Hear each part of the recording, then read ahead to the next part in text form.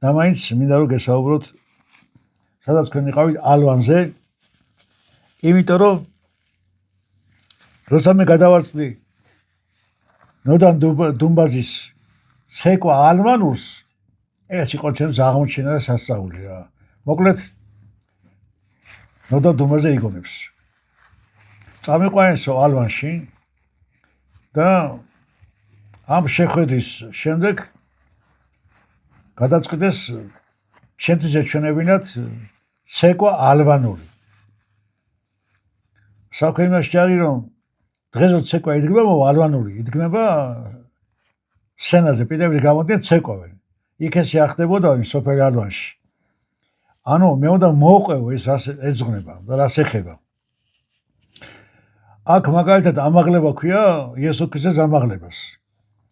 და ამაღლება ეს თარიღები ემთხვევა როგორც მაცხოვრის აღდგომის შემდეგ 40 დღის შემდეგ ამაღლებას, ასევე როცა ცხრები საზაფხულო საძოვრებზე აირეკებოდა, აი იმას ეწოდებოდა ამაღლება. ანუ ეს თარიღები ერთმანეთს ემთხვეოდა. აბსოლუტურად ემთხვეოდა ერთმანეთს როგორც მთვარის ავსება და აღსება და აღდგომა.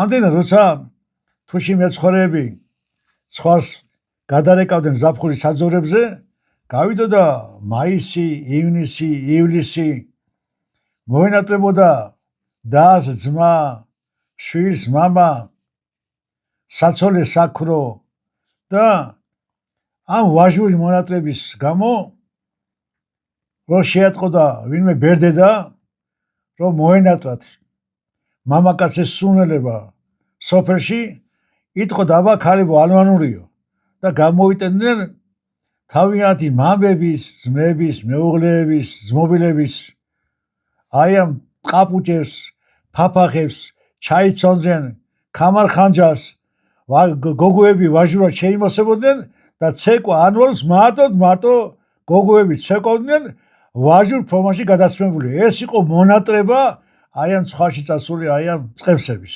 ეს არის საოცარი. ეს არის საოცარი ისტორია რა. აი ამ არანოს გამომოჯოს ამეტავის. და ეს ცეკვა სხვანაირი ცეკვა იქნება, ხო? აბსოლუტურად ხო. ხალი ასრულებს კაცის როლს. ყველა შემთხვევაში იქნება ბევრად უფრო ნაზი მოძრაობები ვიდრე ხა მამაკაცს. მაგრამ ამ დროს ის ნაბადი უფრო დაფარავს. წინ კიდე გელოდებათ პატა-პატა ლამაზი ისტორიები, ჯერ სხვაზე არ დამვითარებია. საუბარი. მადლობა უფალს.